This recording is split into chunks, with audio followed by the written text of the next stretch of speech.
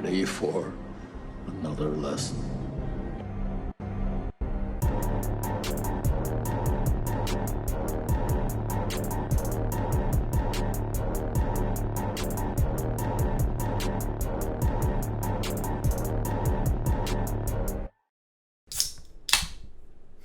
God damn it. God. Start with that. Start with it? Welcome, everybody, to episode number 5. We are already on 5, guys. 5 guys. Hey, there you go. There we go. We are already on number 5. I'm Adam Schwartz, your host. Did I say what this is? Back Row Banter. We're Back Row Banter. Back at you. I think I just said the episode number. Did not say what show this is. Welcome back. Same night. Welcome same back place. to Back Row Banter. Same night, same place. We Different are recording banter. this. Technically, yes, it is different banter, but the same back row. Yeah, we are. Yeah, we're all here in the back row.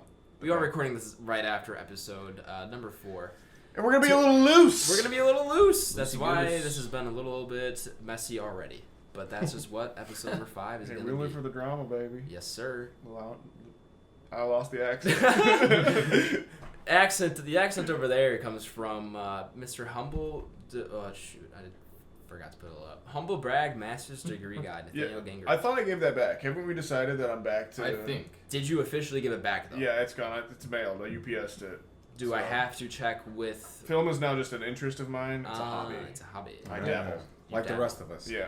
Could have gone bachelors, could have gone associates, said fuck it, take it all back. I don't Well, want yeah, exactly. I'm contemplating film as my next career choice. Or my education, but we don't know yet. Next to Nathaniel is my boss, Tyler Vidalis, on his phone. Secret tunnel. Secret tunnel. Secret tunnel. Have you gotten to that episode yet?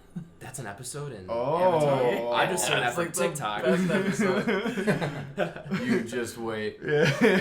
So there's something to look forward to on there. Alrighty for you. there. I will look forward to the Secret Tunnel episode. And also joining us tonight is the torture porn enthusiast himself, BlakeHolder. How you guys doing, man?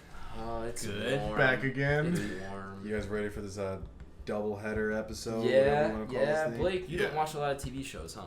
No, I don't, man. So I'm definitely gonna have the shortest So, list. is it I just do got like- a home run. Wait, have on we me, said though, what I'll we're tell you doing that. yet? I don't think Oh, we have. yeah, I don't think we have. Yeah, we're going to do our must-watch TV shows. Yeah. So you guys really liked when we did our top 10 movies, our favorite movies.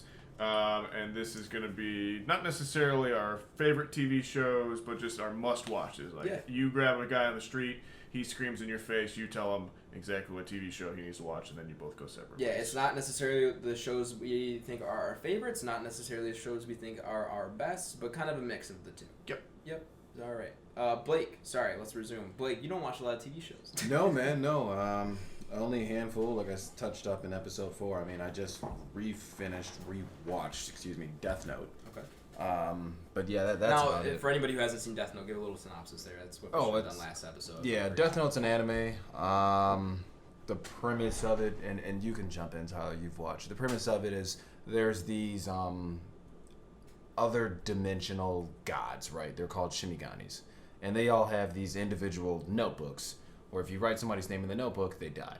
Okay. One of them, out of boredom, drops his notebook into the human world, and then our main character picks it up, and then through time, he figures out the powers of the notebook. And as you can imagine, he's a pretty stand-up guy beforehand, and then he realizes he has all the power of the world and becomes an asshole. Damn. And that's pretty much the film. And he communicates with the Shinigami. the Shinigami that dropped his notebook, and Isn't it William Dafoe in the movie? Is it like voiced by William I Dafoe? think it or is something? William Dafoe in the live can't action. tell you, yeah. I think it's... I only watched the movie one time. It was like when it first came out. Oh, okay. Yeah. And it was bad. I never Yeah, watched so it. it's been an anime for a while, but it's kind of one that a lot of people are like, "Hey, this is a great one to start with," or something like that. That's a pretty top tier anime, I would say. Yeah, oh yeah, absolutely. It's definitely one of those ones that's been around for a while. Anybody that watches anime pretty consistently has probably seen it. Probably more Willem than once. Dafoe is Ryuk. Yeah. Right. Yep. Ryuk. So yeah, it's definitely been on. It's good. Yeah. It's great. Watch So it. what is it about TV? Is it you just like movies more, or are you just not into it? Yeah, I mean, I just grew up watching much more film and movies. I'm the same way. Ironically, the first TV show I can recall finishing as an adult, right, was Daredevil. Okay. And that was like Oh, my yeah. sophomore year of college, maybe. 2013. And yeah, so I didn't even watch it on release. So this is just something my roommates were like, all right, dude, you got to watch a fucking TV show. And it's like, okay, what should we watch? Daredevil, you know what I mean? And then it was good enough. I finished it. I watched it. Daredevil was great. Yeah. So I finished that, and then probably not even a month after finishing that, the second season came out. So then I watched that. Oh, okay, cool. So it was like perfect timing, and that kind of took my TV show virginity, I guess. But that's a hell of a show for sure. Yeah. Did you ever feel like you were like missing out not watching TV as much? Sometimes. I feel like TV is very cultural a lot of times where you're on Twitter or social media, your friends are talking about it. Way more so than movies, I think. That's the thing, though. I've definitely kind of missed that. I mean, obviously the big one recently was The Mandalorian. Obviously before that, was Jesus Christ, Game of Thrones, right? Yep. And that's how you know I'm so removed from that. Like I can't even recall the name off the top of my head. Yeah, we weren't really big TV watchers either. Well, I don't know. I remember my parents watching TV shows but then I would go watch movies, or we'd watch sports or something like that instead. We were always more movies, and then like we had like Saturday night was like, all right, we go to Blockbuster, we get a movie, we sit down, we watch it. It wasn't like whatever's on Saturday nights. Yeah, I think TV is just overall a little harder to get into. I mean, as a child, you're subjected to cartoons that obviously don't really affect your life in any way. Right. I don't know if I agree with that. Well, like, I mean, like, super, super young. Yeah, okay, I see what you're saying. But yeah, I mean, like, when I was young, like, obviously, like, Angry Beavers, like, all the stuff on Nickelodeon, like, there's tons and tons and tons of stuff out there, but they're not TV shows that I'd have to, like, run up to somebody and be like, you need to watch this. I see what you're saying. You know what I mean? Yeah.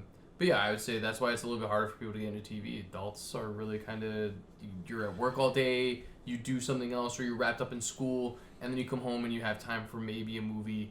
You really don't want to get into a TV Has show. Netflix kind of saved TV? Yeah, I think so, absolutely. Yeah, because they're I'm taking sure. a lot of shows that you used to see, like How to Get Away with Murder was on ABC. It is now currently on Netflix. Is that a Netflix exclusive now? No, because they finished it. But they have done that before. They did that with You. So You was another show. When season 1 came out, it came out on CW, I believe. No one really watched it, and then it came to Netflix, got really popular, and then Netflix owns and produced the second season. Same thing with Arrested Development. That was another TV show that was very, very far back. Yeah. That I can kind of remember as a child. Yeah. That really got into it, and then Netflix took it over. Sure. Premiered the stuff that was already on TV, and now is making new content for it. But I remember it was kind of like right when Netflix got really popular was also when Breaking Bad was really popular. Yes. So, and I remember that being kind of this renaissance of TV of TV. That was like 2007 to 2013. Yeah, and so I wonder if we had in a world where we hadn't discovered the internet or something like that, if TV would have come back more after that and become this kind of possibly. Because remember you always hear the stories of everyone like sitting down and be like, okay, this time for Leave It to Beaver or something like that. Yeah, you know. and then DVR kind of changed that. Yeah, TiVo too. Yeah. What? Is that all you got, Blake? In terms of mine. Are we just kind of just diving into It's up this to now? you guys. Yeah, I think. Yeah, well, Blake, why don't you start us off since we kind of talked Yeah, about so we started with Death Note. I'll start. So I like Death Note. Another one, I guess the big one that it popped up on my list was Haunting of Hill House. which I have not seen. And as you haven't either. Really? Have you seen it today? Oh, of course, yeah. Okay. And as you can imagine, that was the first one that kind of came to me. Because it's a horror thriller, right? TV series. Probably the best horror show of the last ever, maybe. Yeah, I haven't seen that much, but just from watching it, I could probably agree. Yeah, with you can argue, I guess, the first season of American Horror Story. I remember people being kind of up that until into it. Covenant was great. Yeah. After Covenant, Freak Show and all that other stuff was just down. What's that second season of American Horror Asylum. Story? It is. Asylum. That one's pretty good as well. Yeah, I liked Covenant, and then I kind of agree with you. It was pretty bad after that. But yeah, Haunting of Hill House, if you haven't watched it, as an adaptation of the Shirley Jackson novel or novella of the same name, and but a little bit different story. But it's really, really good. And yeah, Blake, talk about it more. Yeah, please. it's good. So that's one that's by Mike Flanagan. So we've talked about him before. He's done Oculus. He's done Doctor Sleep. Hush, yeah, that's probably one of the big one ones. Looks fucking scary. Hush, you've never seen that? No, it's on my Hush is good. watch list. I think on HBO. He did Gerald's Game as well, and I think he did the second Ouija. Yes, the Didn't he? good Yeah, Ouija. yeah. The first one's horrendous. So the first one is one I have seen and I saw in theaters in like the 8th grade, and I was scared. Yeah, that was bad. I don't think there's another way to watch a horror movie the first time besides in theaters. That'd be preferred. There's some I've watched at home too, but yeah. I agree. But yeah, so that was on there, and like I said, Nathaniel's seen that one. Talk a little bit more about it though. Like, what do you like about Haunting of Hill House? Let's get into this. This is also on my list. Actually. Okay, for sure. Then I would just jump right into it, and I'd say Mike Flanagan is up there with one of the best horror directors they have right now. I agree. Probably him and Ari Aster are probably the two best. Yeah. You could. Do you got anybody else? The guy that did why am I not drawing his name out? I always get him confused with Mike Flanagan. What's the name of the movie? He did Lights Out, which I think he's really good. He's doing some good stuff. And then the English guy that did Kill Sandberg? List. Yeah, David F. Sandberg was one, and then the English guy that did Kill List. Okay. I think is up there as well. Yeah, the guy Sandberg did Annabelle Creation as well, which is really good. Probably the second best Conjuring film in that universe. Yeah, it's easily the best Annabelle film. Without doubt. And I think it's I think you're right. I'd say the second. I think the first one's probably the best. Yep, and then I'd probably go to Creation. Yeah, I think he's really good. Kill List is Ben Wheatley. Yeah, I like Ben Wheatley a lot. And I'm not familiar with that. James Wan. I think of course. He's the heavyweight. I guess you can even you'd probably throw in Jordan Peele in that too. Yeah, he's I mean, Get Out and Us is for sure, I would say, pretty much horror. Get Out was more thriller horror. Get Out's pretty horror. It is. It sets itself up as a horror. Yes. But it is more. I think it is more thriller. Kind of escape house. Yeah. But so I like it for that. I mean, there's good character development. The casting's good. He always has kind of that funny interaction. He always has his wife. Yeah, his wife is always in it, and all of the family really looks like each other in that series. It's in particular. weird. What is there? 3 sisters? 2 sisters? There's 3. And 3 of them. They look so similar. Yeah. And one of them's his wife. It looks good. It's a ghost story. It's about a family that has grown up in this house that was haunted, and kind of how that has affected their life. It's really, really well written. Mm-hmm.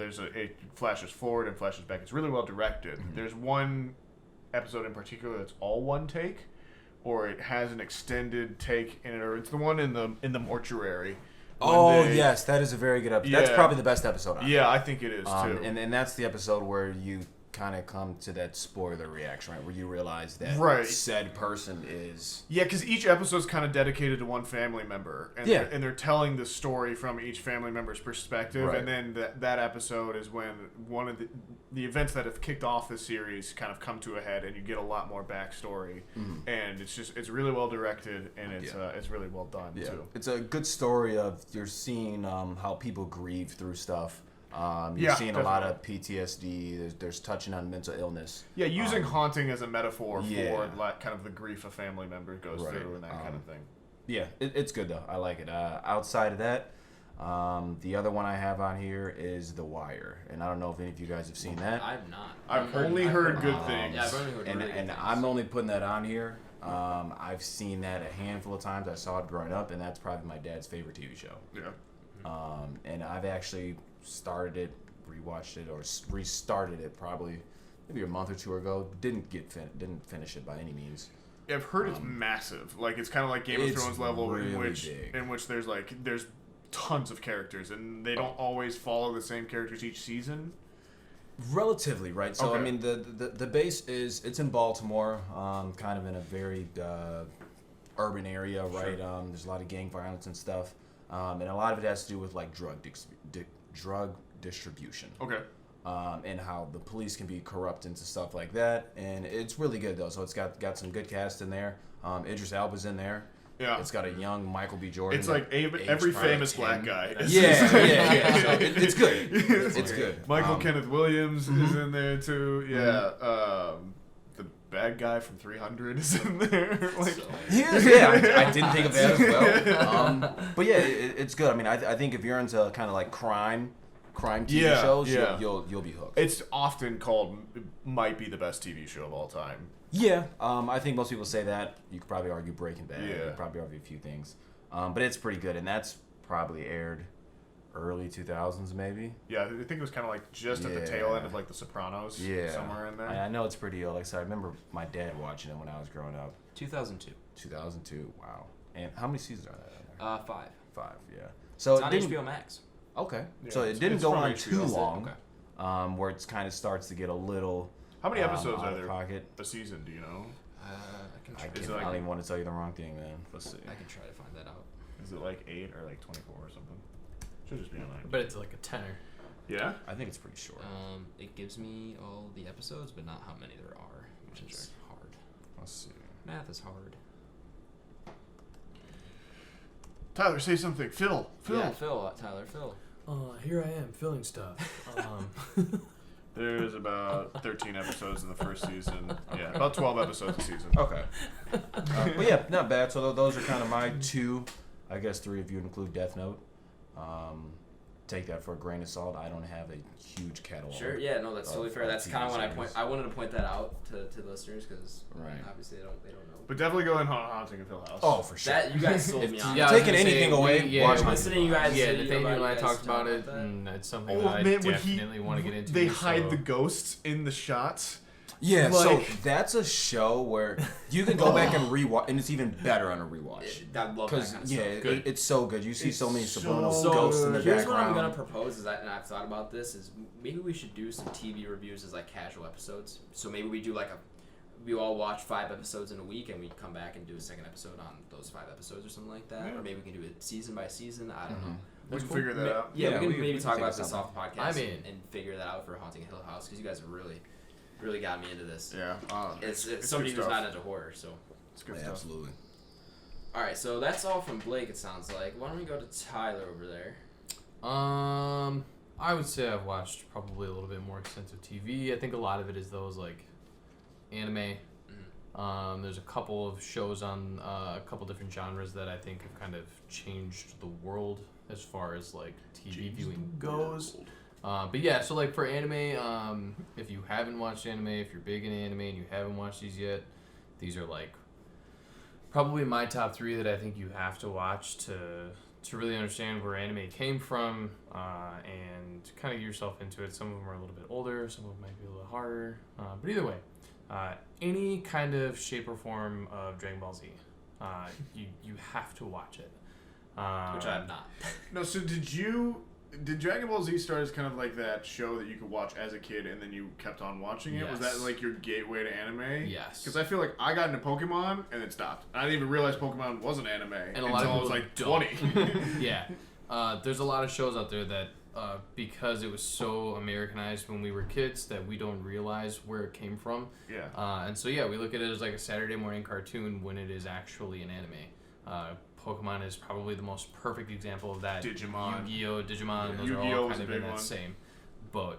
Another one is the anime that we just finished. Avatar. Neon Genesis. Neon Genesis Evangelion. We talk about this all the time. It's such a bigger TV show and such a bigger anime than what people actually give it credit for. Yeah. And it's even like the shots that we've talked about, the long pauses, the music, the sounds, the cicadas. I hear more cicadas now in real life because of that TV show and that rewatch. But it's absolutely incredible.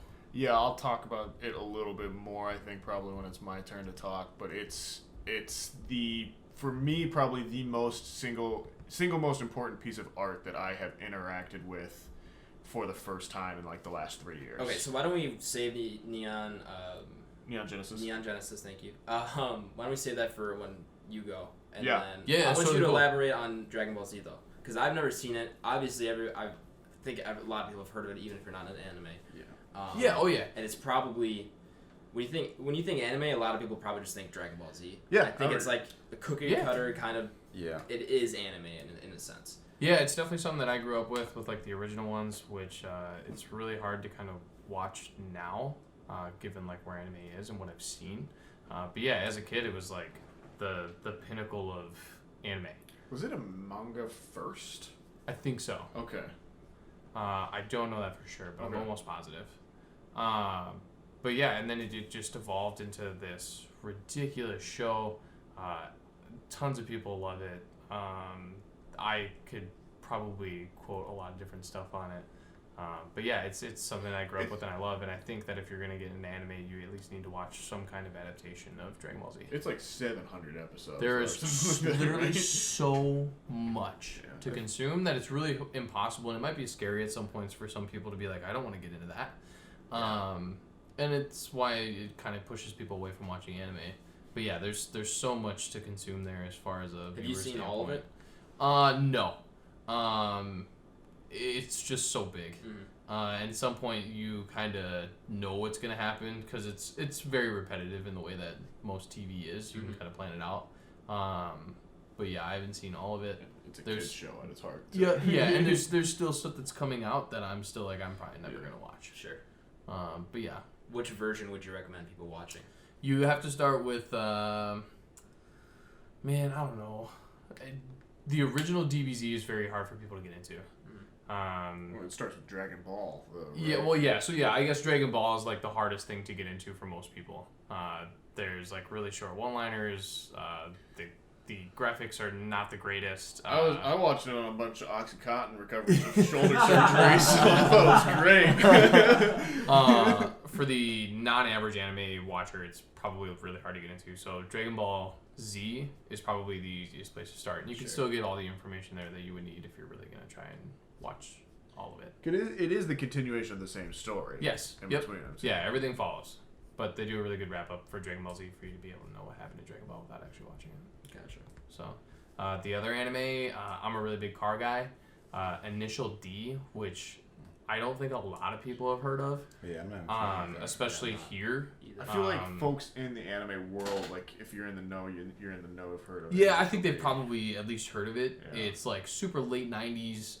It's about this teenager who has essentially been taught how to drift on the mountains in Japan by his dad who delivers tofu for a living.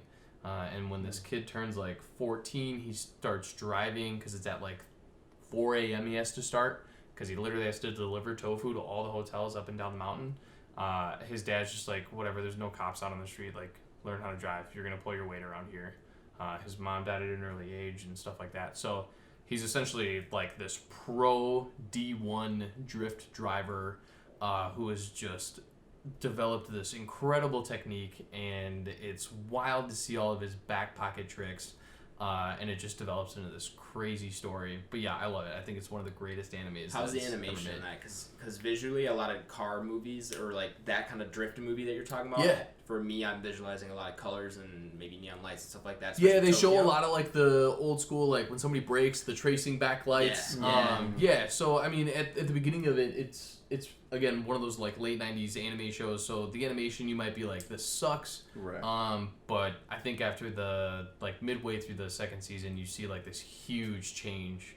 And yeah, it turns into this awesome anime. Nice. So that's a little bit more realistic. It's not like he's the best. Because no, there's no like superpowers involved. He just had to learn everything, and he just shits on kids who've been driving for like years. I love it. It's so good. You're always rooting for him. Yeah, it's great. Cool. Nice. What else you got on your list? Superhero shows. I haven't watched a whole lot. Nothing ever like really pulled me in. Like The Flash or The Arrow didn't really get me. Daredevil didn't really catch me. Really? Yeah, like I don't know why. And then The Boys came around. It just was probably one of the best TV series for superheroes that I've ever seen. Sometimes it just goes the complete opposite direction that you think most superhero shows are going to go. I think it actually really shows you like the realistic struggle of what superheroes like being around would be. And at some point it just turns into this shit show. And it's awesome. I think it's really well written. It's really great acting. Yeah, I'm a huge fan of The Boys. Now, go watch it. Something you just said that really piques my interest there is you said it's like a realistic view of what living with superheroes would be like. And I've talked about before, I think on my top 10 episodes, why I like The Dark Knight so much is because it's what I feel like the realistic. It's not like that. It's not like that. I'm not saying it's like The Dark Knight. I'm just saying I feel like I like that stuff where it's like, this is what it would be like if superheroes were real. Yeah. Have you seen it? I've not, no. Okay, so this goes in like the direction of like there are superheroes out there that are very corrupt in a sense, and they're assholes. it like shows you like the deep-seated roots of like why it's probably not safe to have these people around. And it's just absolutely insane from start to finish. Yeah, because the kind of central conceit is that there is these 7 heroes, very similar to Justice League, and they're controlled by a corporation, because of course they are. Of course. And so all of the like superhero memorabilia and stuff in the world is these heroes that are basically they're just making this one corporation money. And it's about, and a lot of it, the backstory is that corporation trying to get in with the government, and the government basically going to the Boys, who is this group of guys led by the CIA who also have superpowers, but are there to keep the superheroes in check and kind of make sure they don't interfere with too much goings on in the world. Stopping a couple crime robbers is fine, but they don't want them in policy and that kind of stuff. Gotcha. There's this battle between the two of those. But it's just told from this just bruiser of a British guy who just goes around kicking the shit out of everyone. It's really funny. And it's great. Yeah, it's fun. It's awesome. It's great comic awesome. too. Very different comic from the show, but still same kind of central idea. But yeah, it's a good one. I'm obsessed with it. I could rewatch Season 2's it coming soon, right? I know, and I can't wait.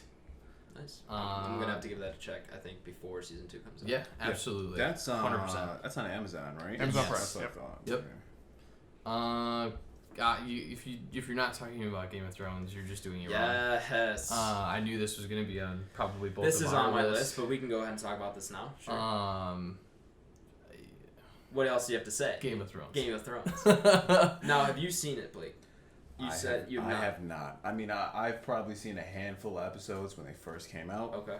On HBO, and I never got into it. So every Game of Thrones conversation, I just kind of sit there by the side and let it go on. Wild times. Now, you have HBO Max, correct? I do. Are you at all tempted to dive in now that the series is done? And you know you can binge it. Yeah, you can binge it. All 72 episodes are out there. I think there's 72, right? Wait, there's 8 seasons, right? There's 8 seasons. Seasons 1 through 6 are 10 episodes. 7 is 8, and then 7 is 8 episodes. 8 is 6 episodes. 7, Okay. 8, and 8 is 9. Yeah, I mean, I nine. probably. Oh my god. Just for the sake of it, I probably should sit down and watch it. I think we could do another one of those for the podcast of the TV shows. Again, we'll have to discuss how we do this or if we want to, but that would be so down for that. Over under listeners on Blake actually likes Game of Thrones. I'm putting the odds at about 30%, right? I think Blake can get into Game of Thrones. Yeah, I don't know. It's kind of like 50-50 for me because. I mean, I wouldn't be offended if you didn't. No. There's a lot of people out there that don't. I think you're wrong, but that's very that's very fantasy-esque, right? It is. Yep. It's very, 100%. Yeah, and not as much as Lord of the Rings. Okay. I would say. Which is kind of my honorable mention if it ever comes out. Amazon, please, if you're listening, I want my Lord of the Rings TV show so bad. Oh, in fact, It's been talked about for like the last 5 years. Yeah, they were gonna give that thing a massive budget. It's got a huge budget. It's all lined up. What was that covering? What have they said what the storyline was going to be for that, or like what era it is? Like it's before. I think it's of the Second Age, from what I can remember. Yeah, I'm not 100% sure on that. I haven't looked at anything in a while because it just keeps getting pushed back and pushed back and pushed back. But yeah, I think it's going to be the Second Age. I think Bezos just decided he wanted to do it and just threw money at it until people actually just said okay. Yeah, which is great. I thank you. All right, well, Game of Thrones. What do you like about Game of Thrones, Ty? It's obviously shot incredibly. The acting is ridiculously good. Yeah. I think almost everybody on there that has any kind of... Where do you fall on Sophie Turner and Sansa Stark? Because the whole series for me, I just don't like her. And and some people say, oh, it's her character. No, I think Sansa has a decent enough character arc, that I don't think she's a bad character per se. I don't think she's a great character, but her acting throughout the whole series, especially in the early seasons, is very, very rough for me. And she got I would say early on. Acting. But I also think the people that you've talked to that said that's also kind of her character, I think that's very true. She always is kind of supposed to have that monotone kind of person to her. I've seen enough stuff with her in it. Who is that? Who plays Sansa? Sophie Turner. Yeah, Sophie Turner. Sorry. I've seen some other stuff where I think she does a great job. So I kind of got to give her a little bit of credit. And say that's a little bit of both. Yeah, I think early on there was definitely a learning curve for her. For sure. But I also think that's Sansa's character. Yeah, I don't know. Maybe it just got to a point where I can't go back on her, but it just like I never felt good with her acting in the series personally. Okay, yeah, good points. For me, because I guess I'll just skip this on my list since we're talking about it now, but I love Game of Thrones. I think, like you said, but directing is amazing. I think the storytelling is great. I love how all these storylines are interwoven and everything like that. I've rewatched it. I've watched it 3 times basically. And the more times you rewatch it, just like you see things you haven't before. You connect plot lines you didn't before. It's one of those shows where it's so deep and layered.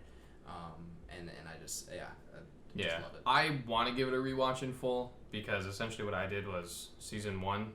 And then when 2 came out, I watched 1 so I could go into 2.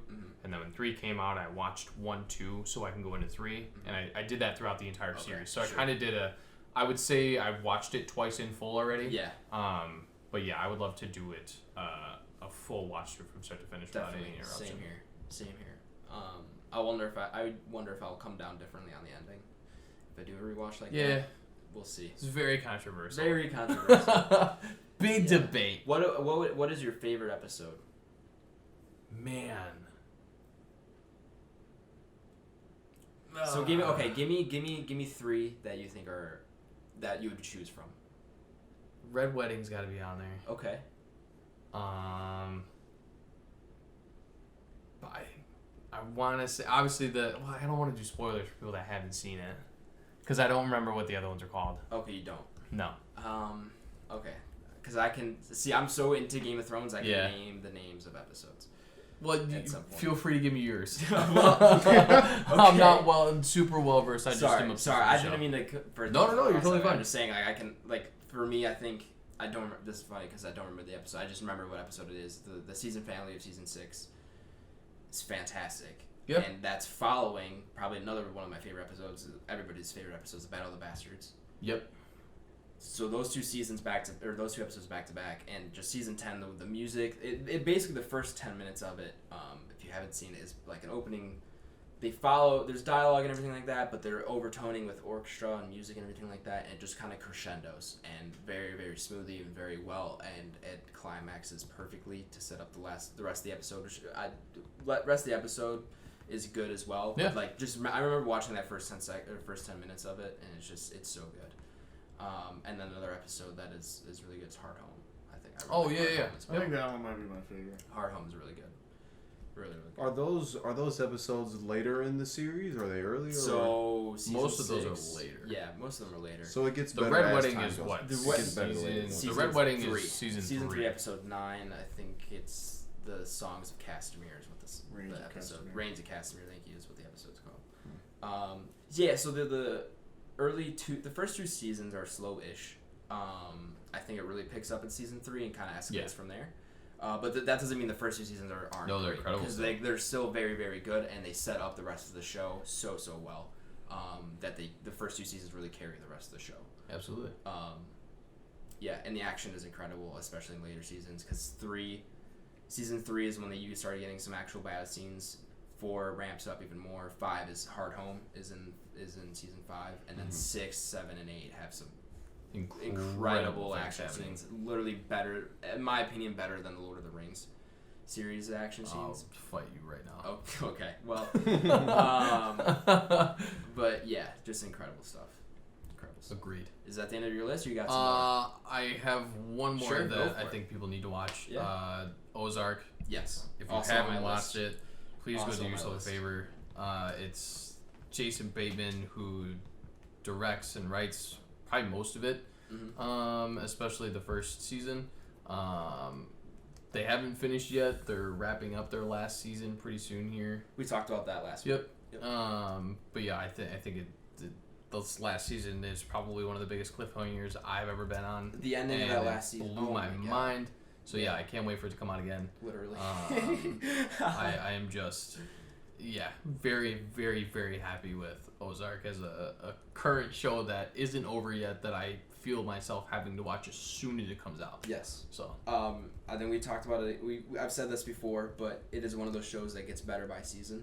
Yeah. So season 1 is good. Season 2 is great. Season 3 is somehow even better, and in my opinion, I think it goes in that order. I don't know about you, Ty. Yeah. Yeah. Incredible fucking show. Yeah, it escalates every single time.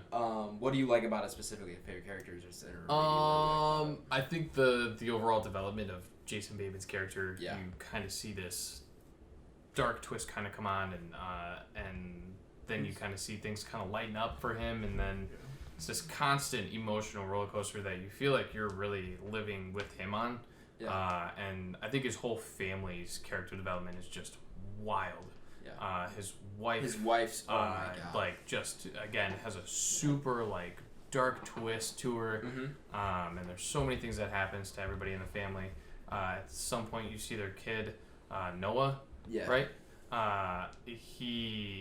You almost feel like he loses like every sensibility of emotions and just is just turned off and just doesn't care.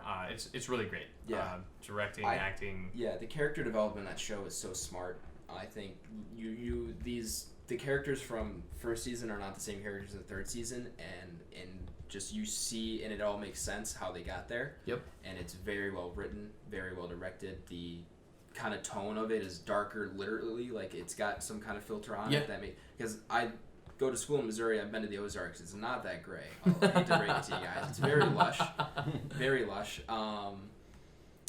Yeah, and the thing I like probably most about that show, or something I think that show does really well, is the music, because they have this like drum basically, and it's not in every song or anything like that, but they use this drum to build tension for every scene to give you a tone of what a scene is gonna be. They use the tone and the music very, very well in that show, and it builds so well and very cleverly, and it almost does it so subtly that you don't even notice it. It really wasn't until I started watching the third season that I realized, oh, this music is getting my body physically prepared for different scenes. Like when they play a certain drum beat or certain song, I know some shit's about to go down in some kind of way, and I'm tense because of a drum. Like that is very, very impressive to me, and it's fantastic. Yeah. All right, Nathaniel. Hey Blake, did you ever see The Gift, the movie? What's that about? It's the one. It's got Jason Bateman in it though, which jogged my memory on there.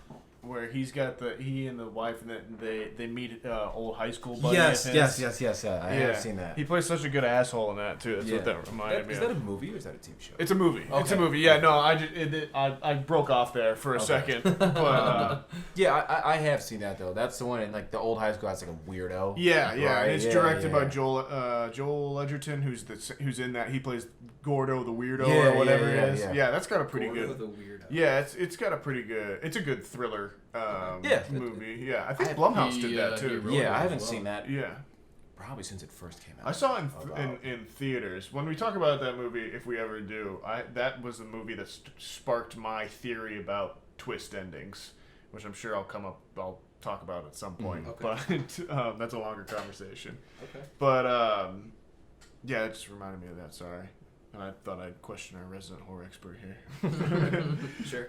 So yeah, my list. We already talked about Haunting of Hill House. I think we've kind of talked about that enough. So that's definitely on there. So I'm actually gonna sub one in on that one, and probably talk about MASH. MASH. I love MASH, dude. If you haven't seen MASH, it's a quality time.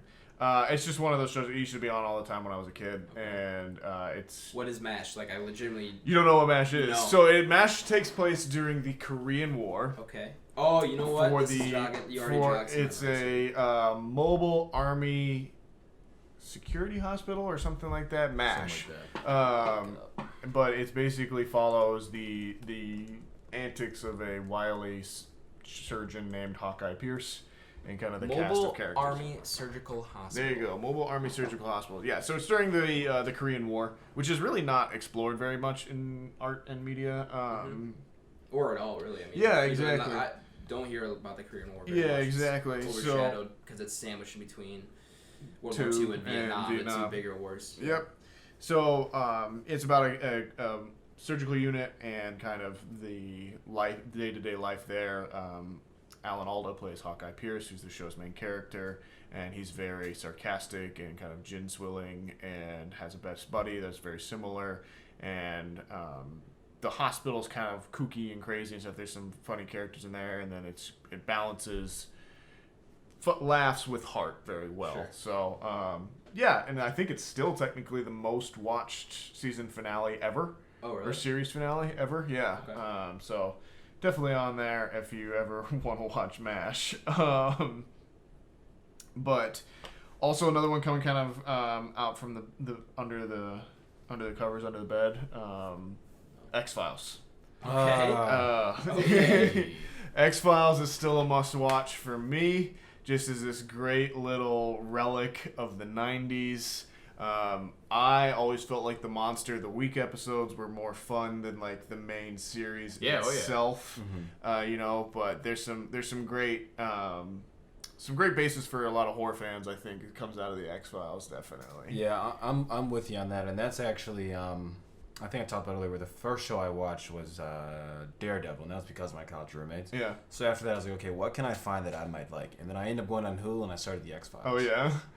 And I didn't watch it nowhere near as intensely as I probably should have. Sure. But every once in a while, you do catch an episode, and it's like, holy shit. The first really episode, freaked me out as a kid. It's about this, like, stretchy guy that, like, can slip under doors and stuff, mm-hmm. But then he also, like, the way that he makes himself stretchy has something to do with, like, his spit. And so he's just like constantly like covering himself, or like he has to like eat people to get this thing that makes him stretchy. Mm-hmm. Wild thing. It scared the shit out of me as a kid. I remember I'm listening to this very perplexed. I can't imagine as a kid. I remember I walked out of my bathroom one day, or one morning, late one night I think, and I had just finished watching that episode, and my little brother came around the corner, and like in my mind I saw his arm like extend out and like reach to me, and I just slammed the door in his face.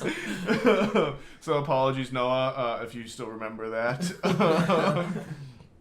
But yeah, another one I got on here is Broadchurch. If you've not watched that, it's a British show.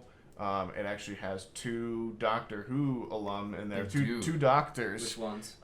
It is Tennant? David Tennant and Jodie Whittaker. Okay. It is a crime drama, or mystery, I should say. It's about on the first episode they discover a boy who has been murdered and is on the beach of this kind of seaside town called Broadchurch, which is in super small community. Yeah, very small community, so everyone knows everyone, and it's the main 2 point of view characters are Tennant, who is this semi-famous, semi-infamous detective that has just moved in to the Broadchurch community, I should say, town, and then the other one is Olivia Colman, who is this kind of long-suffering detective in the community, who has built herself up and now is working with Tennant as they kind of try and solve this murder.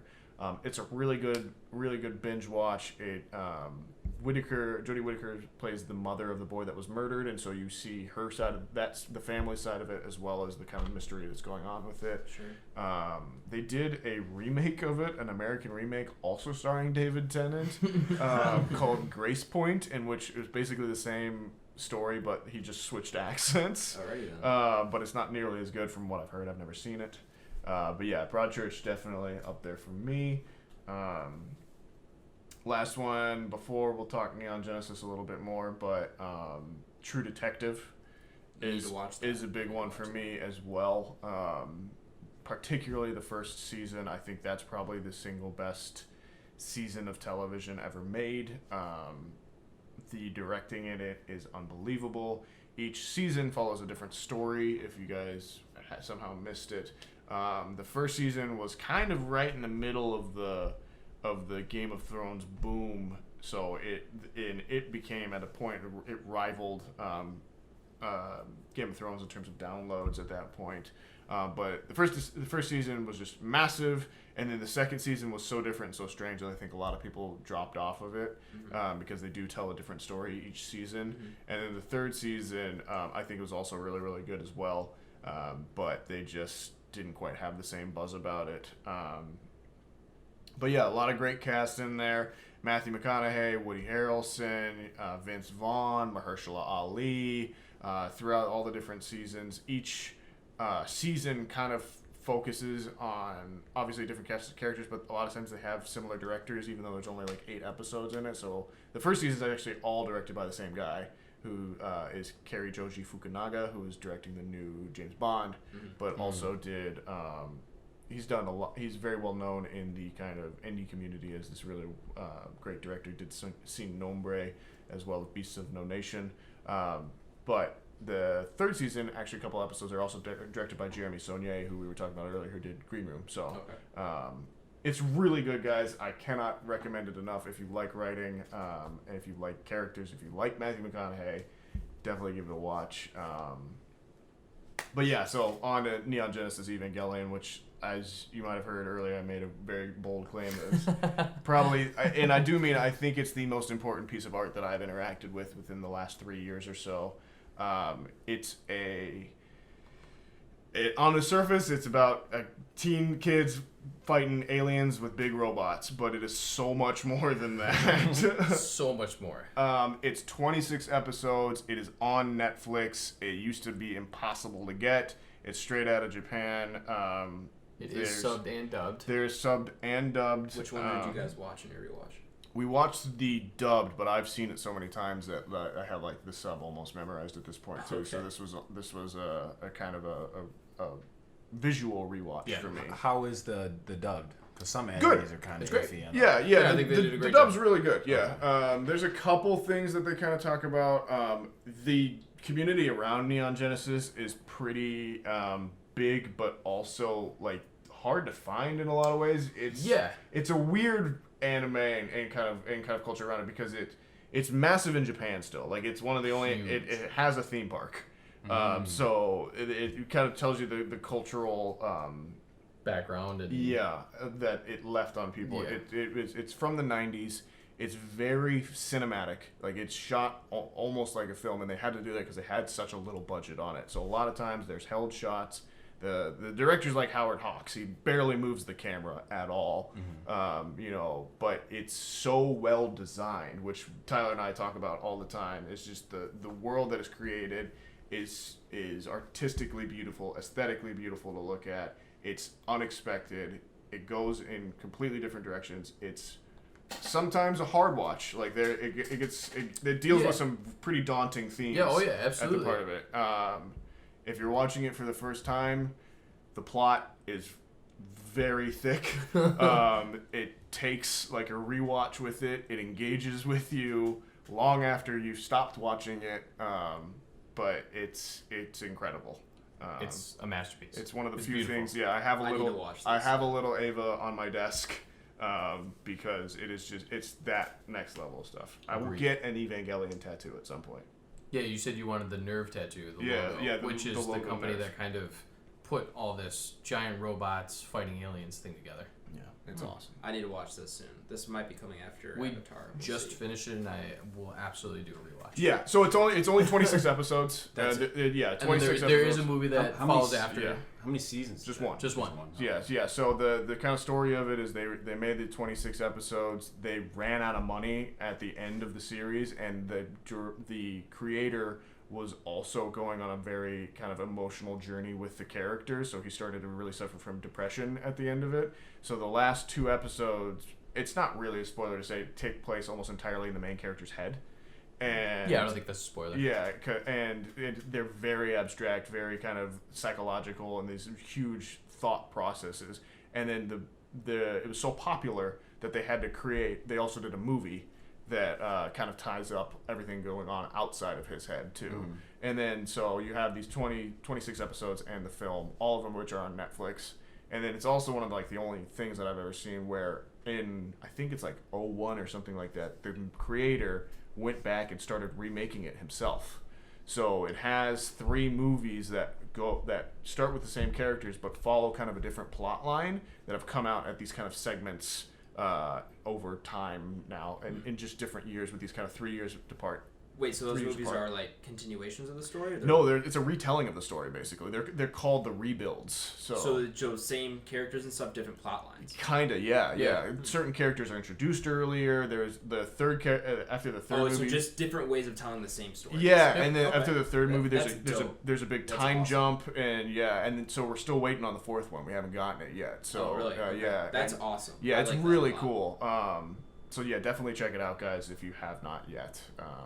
It's on Netflix. How quick are the episodes? 23 minutes. And again, it's we're talking it up again. It's not going to be for everyone. Like, right. Yeah, it really won't be. And I think anime is a really hard thing for people to get into if you're not into it. Yeah, but if you like science, modern, those kind of post sci-fi things, it's really up that alley there, and it goes and it's one of the best told stories. For when it came out, it was late 90s. God, it's incredible. Gorgeous. And the rip of it on Netflix, the stream is gorgeous. Oh yeah, it's beautiful. Yeah, like we were talking about how like Avatar last week is like it suffers a little bit in the transfer or whatever that they have. Whatever source material they have for Evangelion is gorgeous. Like it might be the master or something like that.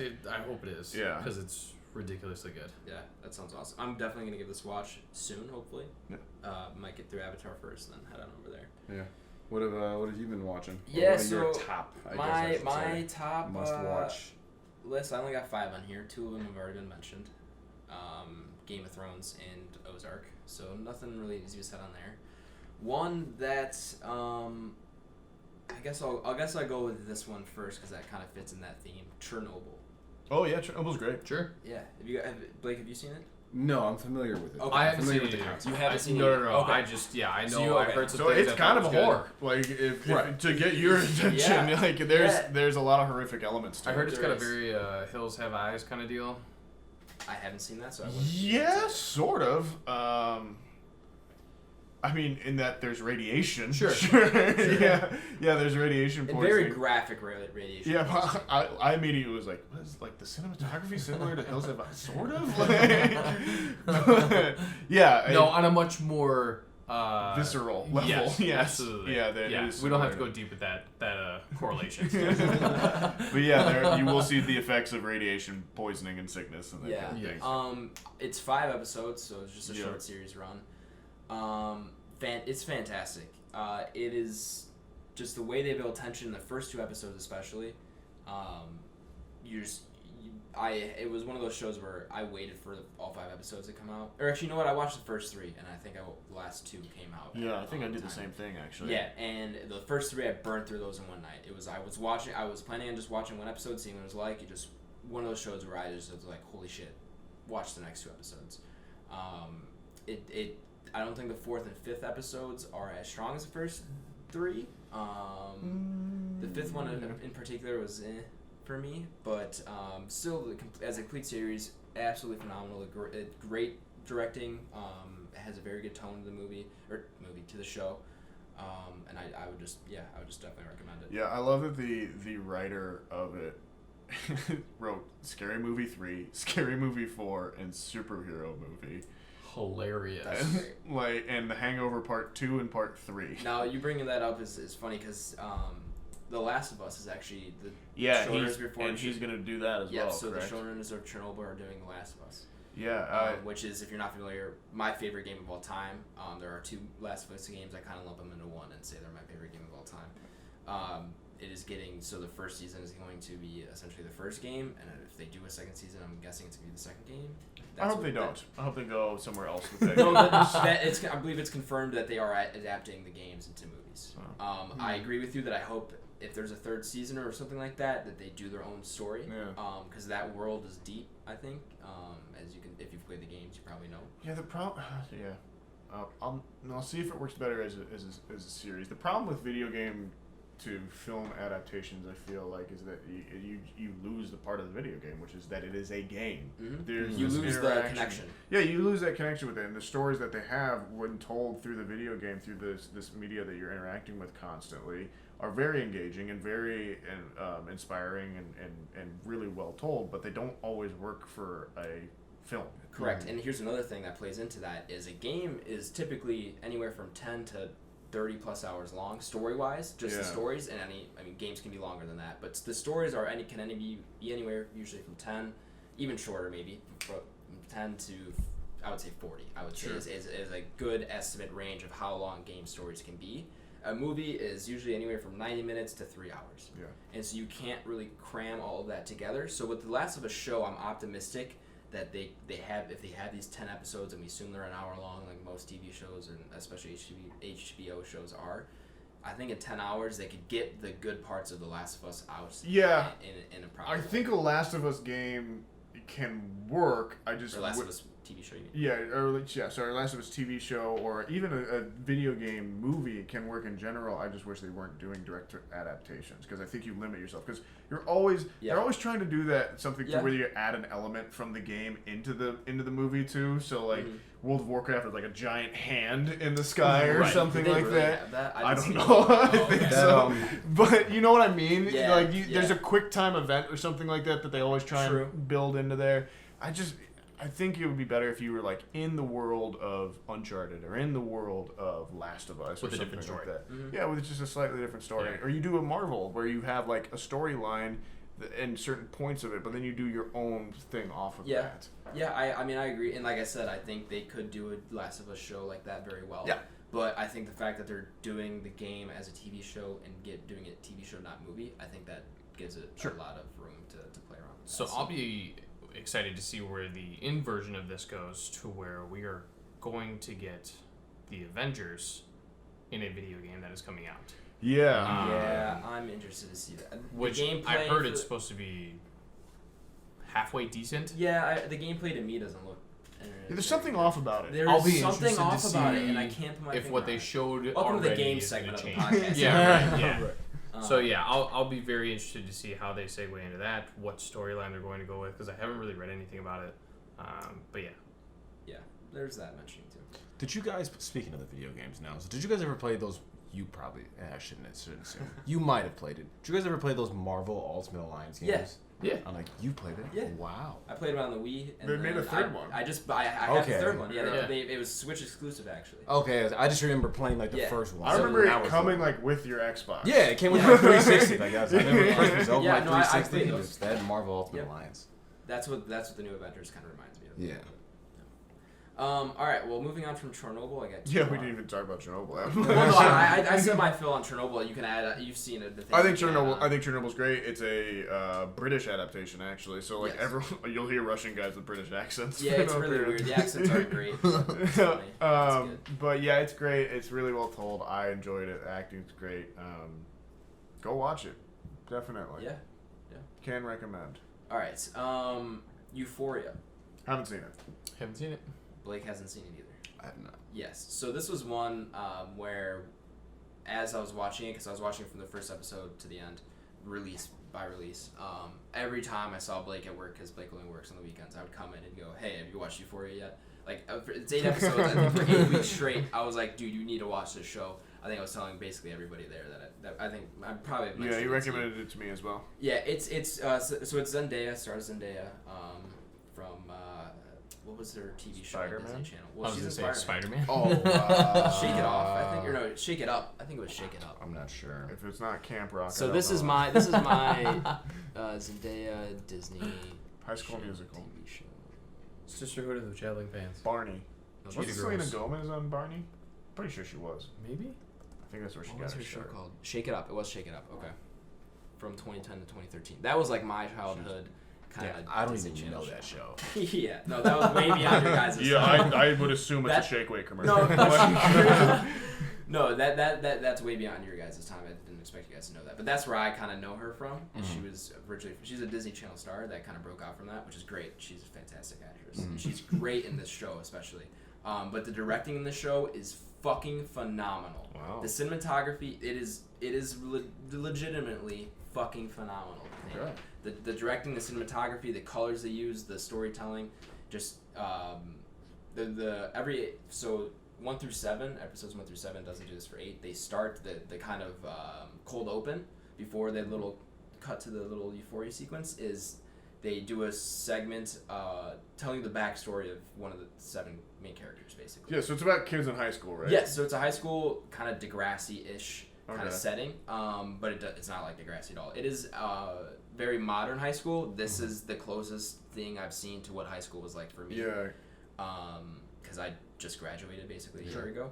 So I could imagine all of our high school experiences are probably relatively the same, though. Oh, generally, yes. Yeah. But they do... It's the one that captured yours most closely to what you Exactly. People are experienced. vaping. It's social media and everything like that. It's very modern, and it connected me with that way, definitely, and I think it tells that story, and it plays with those elements to play into the story very, very well. Yeah, it reminded me, I saw the commercials of it, reminded me of a show that almost made my list, too. It was a British show called Skins, that came out in, like, I think I've heard of it. Yeah, like 04 to like 06 or something like that, and it was and they tried to do like a shitty American remake or something like that. But and it's teenagers being teenagers, so you see them going out and getting drugs and having sex and like that. And like the show was written by guys that were like 20 and that kind of thing too. So a kind of similar experience, I think, where you're kind of you're seeing something that represents you and what you've recently gone through to the most accurate degree for the first time. Yeah, and they deal with some very real stuff. The mental illness is a big part of the show. Rue is the main character played by Zendaya. She's a drug addict who's depressed, bipolar, and they play with that a lot, which is another thing that I love to see in that. The characters are very well developed. They connect and their storyline. There's a few different storylines that are again interwoven very well. Fantastic show. I really think again if we do a TV kind of side series or something like that, one will have to give a watch as well. Yeah. Quick thing on Zendaya. I actually read maybe 2-3 days ago that they're looking at doing a Kill Bill Volume 3. Yes. Oh, they want her to for play the daughter? as Vivica. I forgot her character's name. Vivica Fox, her daughter though. I should have been the motherfucking Black Mamba. So yeah, that's just kind of the funny thing. Yeah. So I'd love to see that. That would have been great. Yeah. I love Zendaya. She's great. Yeah. Anytime Tarantino wants to go back to Kill Bill Volume 3, I'm ready for that. Yeah. And then I have one more show. I have this is one because we were talking before. I put mainly dramas on mine, but then I kind of threw in a comedy that I thought was worth watching. Dave. Oh man, I should have said that too. Yeah, have you seen it? Great call. That's hilarious. Yeah. How do I know the name? So it came out earlier this year, was it? Yeah. Yeah. So it was just airing probably. It probably started February. Is that Little Dicky's show? Yep. Yeah, it's Little Dicky's show. Yeah. Okay. Yeah. So I love Little Dicky. I think his music's pretty good, but as a personality, I think he's a really funny guy. And so Dave is basically, it's kind of it's made by him, written by him, and it's kind of telling his story of coming up a little bit. It kind of reflects his upbringing. He plays himself. It's very well written. It's very funny. The characters are great. I forgot his hype man's name. What is his hype man's name? Gator. Gator. Yeah. Gator's great. Just a very funny show. They have some good bits in there. With the one where the garage door is opening. You know what I'm talking about? Yeah. That had me dying. I'm with you, man. I can't believe I didn't put that on mine because that's probably the last show I did watch. But it's a comedy, so it's a comedy. Yeah. 25-minute episodes, but it's good. It's on Hulu right now. One season. One season right now. I'm sure. I think they renewed it for a second. Oh, I'm pretty sure positive based off the reviews. Yeah, it was pretty well liked. Yeah, I thought it was very fun, and music's good too. Like he has some music. He basically makes some songs for the show that he doesn't release, and those songs are pretty good. Yeah, he's talented though. He's man. very talented, the show's good. It's funny. It's really quirky, but it also has some like good deep tones. It does do. It deals with masculinity. Yeah, it deals. Another Gata comes out with bipolar. Stuff like that. It's really good, and then you see the dynamic of him being a white rapper, right? Obviously in a predominantly black industry, right? So it touches on that, but I think anybody who likes any type of comedies would enjoy it. Yeah, like I even got my dad to watch that. My dad was like, "It's hilarious." Just like MASH. Just like MASH. You're really gonna bridge that comparison. Just like MASH. Just like Chernobyl's just like Hills Have Eyes. Yep. Identical. What's your favorite episode on that one? If you could think of one, because there's maybe I think there's only 8 or... No, I think there might have been 10. There might have been 10. I watched that as it was coming out, I think, so it's kind of hard to remember what the episodes were. Like I said, that one with the garage door opening was pretty good. Yeah. Is that the... That's the same episode where he's got the blow up sex doll and his girlfriend sees it. Yeah, that's probably the funniest episode by far. Has anyone seen Atlanta? I've not, but I love Donald Glover. Have you seen that? No, I haven't. Okay. I've heard Dave is pretty similar. Dave is very similar. The way you're describing it, I was like, this isn't like white man's Atlanta or something. Yeah, I think Dave is probably a better show. Really? It's a little bit more funny and it's more. It's more defined. Yeah. Because they touch on things like outside of comedy. I've heard the first season of Atlanta is just like incredible. Yeah, but I like Atlanta a lot too. I've seen both of those. I don't think you can go wrong. If you like Dave, I think you'd like Atlanta. Yeah. If you heard good things about Atlanta, I'm sure you'll see the same stuff about Dave. Yeah. All right, that's it. I have like 1 or 2 honorable mentions. Yeah, go for it. One, like a guilty pleasure, is Special Victims Unit. If you like detective stuff, please go start over from like the very first episode. They're ridiculous. Sure. But like I think the biggest one that we all kind of missed out on, Black Mirror. That's definitely Black Mirror was incredible. Yeah. I have seen most of it. I haven't seen all of it. I'm right there with you. There's a few episodes less than 4. I can only take so much before I'm like, wow, society is a phone and I hate everyone. The only one I haven't seen. I don't even know if it's an episode, but the movie they had that came out with it. Yeah, Bandersnatch. Yeah, I didn't see that either. Was that supposed to be? I thought I heard some really good things about it, but I just had no interest. Yeah. I didn't really watch Black Mirror until my brother really pushed me into it. Okay. And I was like, whatever, I'll give a couple episodes a shot. Yeah. And I actually really liked, for a majority, almost all the. I just feel like episodes. The first season and the second season, for me, just seemed like so much. Like they had more to say, kind of. Yeah, more fully baked ideas. Sure. Yes, the third season was the Netflix, right? That's when Netflix got it. Yeah, they put it on Netflix with just the first 2, right? And that's when it kind of blew up. And then because the first two seasons, I think there's only 3 episodes a season. Something and then like I think once they go to they go to the third season, it breaks more to like 5 or 6 or something like that. Maybe I think it might be the reverse of that. Okay, I think the first 2 are pretty long. Then I think the third I know for a is fact. Okay, let me just bring up Black Mirror. We'd have to see. Yeah. Let's look at it. I can cut this part. Sorry, guys. Call your brother. We're gonna fight soon. I'm gonna text him. What's his name? Scott. Siri called Scott. I hope Siri and who are all listening. Hi, Siri. Okay, season 1 is 3 episodes. 2 is also 3 episodes. Is it really? Season 3 is... But no, we talked about this before, because when you watched it, didn't it start at season 2 for some reason? Yes, it did. No, that can't be. Because there's not even 5 seasons. No, I think it started at the beginning. The episodes were like inverted. So like, I watched the last episode of season 1 first. I wonder if they mess with it because they know that that's part of the show. I wonder if they mess with I thought about that too. Right. Thing. And maybe what Blake's running into here is that because we were talking about how the episode order is different. Season 2 sometimes. is 5 episodes. Sorry. Okay. So season 1 is 3. Season 2 is 4. 5. No, it's 4 actually. What are you doing? Netflix's interface is awful. It's 4. Season 3 looks like is 6 from what it's funny that you actually said that. I do not care for their update. Oh yeah, it's bad. The Netflix update? Yeah. No. 1 is 3. It doesn't look 4, like Netflix. 3 is 6. I use my Apple TV. 6, and then 5 is 3. 5 is back to 3. Yeah, and then I think Bandersnatch they said counted as a season at one point. Okay. That was supposed to be like their new season was just Bandersnatch. Okay. So technically I think there's 6, but yeah. Yeah. But yeah, so then nonetheless, Nathaniel was right on that. But yeah, it's good. It's solid. It's one of those shows that we've even talked about. Again, bringing it back to Best Buy, like there was when the last season came out, season 5, with those 3 episodes that we had a discussion about for. Yeah. I've only seen Striking Vipers out of that one. What's your guys' favorite Black Mirror episode? I think a good go-to for most people is White Christmas, or I think that's one of the episodes. Or Which one? Yeah, that's the one with John Christmas Hamm. special That's the with John Hamm one. Yeah. Is that the one where they're in the cabin? Yes. And they're yeah. I like that one. Yeah. I don't know if I'd say it's my best, but yeah, I don't know if that's my favorite, but I do like that one. I love John Hamm, as I've stated before. Shut Up and Dance is the one that's my favorite. Is that the one where the guy's blackmailed? Yep. Yeah, that one's really good. That one affected me a lot. Yes. Yeah. Yes. The kind of final bit of that one, I was like, oh man, I don't know if I want to watch any more Black Mirror tonight. Yeah.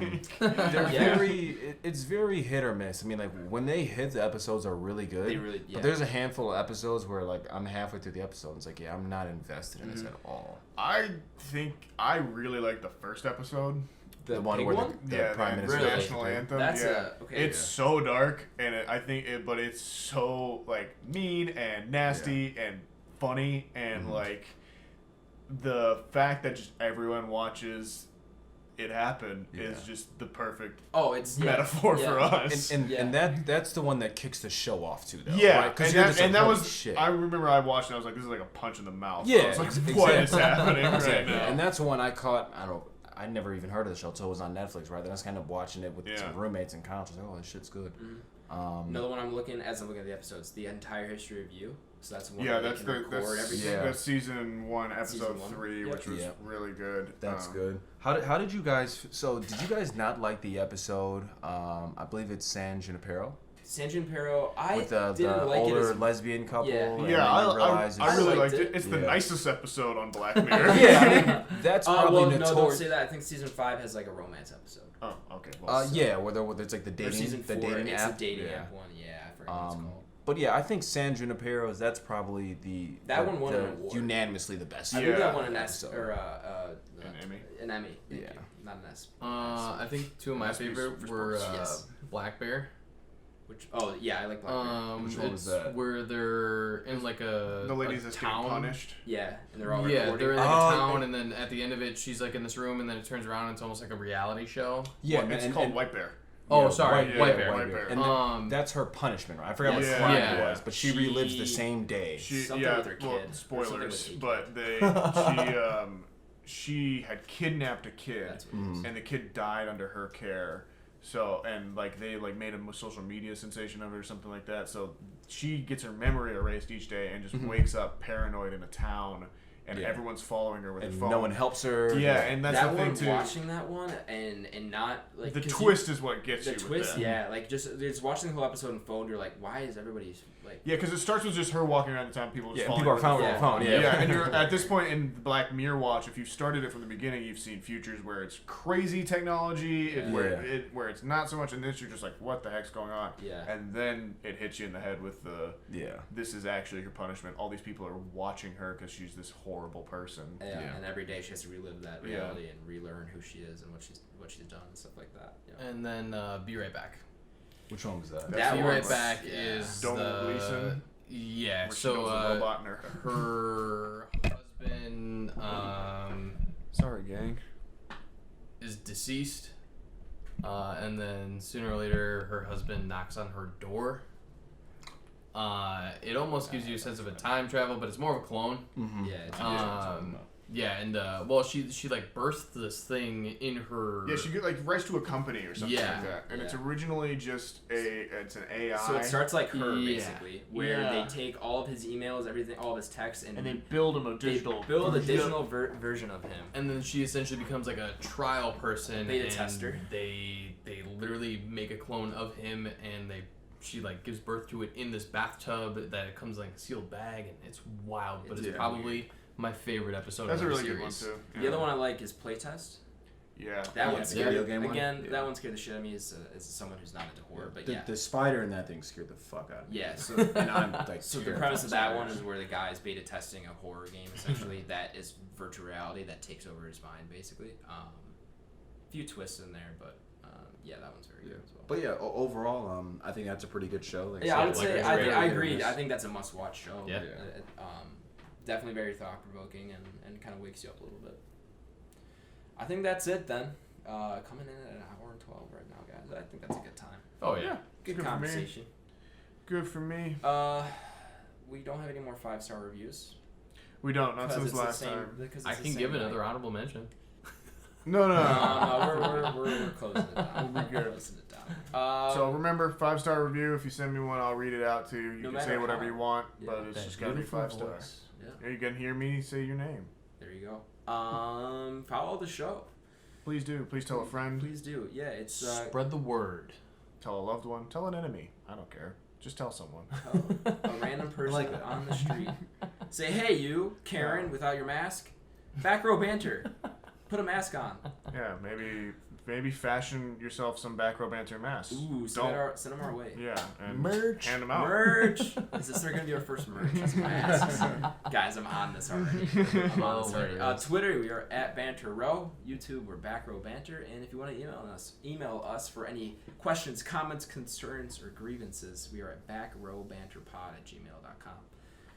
Nathaniel, where can the people find you? You can find me on Twitter at nsgingrich. That is also my Letterboxd. That's NSGINGRICH. And my Instagram, which is NathanielG92. My name is spelled with an IEL, not any other versions. You can also find me at work and occasionally at home as well. So... That's my water bottle. Take a shot. Someone's listeners. here to knock in. They found me, and I have to leave. Yeah, I'll be going now. Tyler? Letterboxd, Twitter, Instagram, all Tyler Vidalis, Vidales. I'm so pissed that you got your name. You're welcome. And then, yeah, that's good. That's good for me. Cool. We're working on a tweet for you for next episode. Ooh. We should get your first Can I tweet. just write tweet? Yeah, I'm cool with that. Do it right now. Nah, that's too much. Listeners, tweet in at Tyler so that he has to use his Twitter. Blake. Or if it's a nice 5-star review, maybe I'll make your review my first Twitter. There you go. So I'll follow up the gentleman on my right here. You guys can find me on, I was going to say LinkedIn. We're going to go Letterboxd. And that's just going to be BlakeHolder. Where can people find you on LinkedIn if they're curious? Same name. Ironic. BlakeHolder. Who would have thought that as well? Identity fraud, not here, folks. Not here. But yeah, you can find me on there logging movies, reviewing movies. Pretty much that's about it. Alrighty, and you can find me. I'm on Twitter at amschwartzy, and then Letterboxd is at HAYYSH. That's going to be it for episode number 5, guys. Go watch these TV shows and get back to us. BRB. We'll BRB for Blindspotting next week. Oh, yeah. What is that streaming at, by the way? HBO. HBO, okay. HBO Max, baby. Cool. All right, we'll BRB. BRB. I think we decided Blake has to be the last one to say it. BRB. There we go. We'll finish it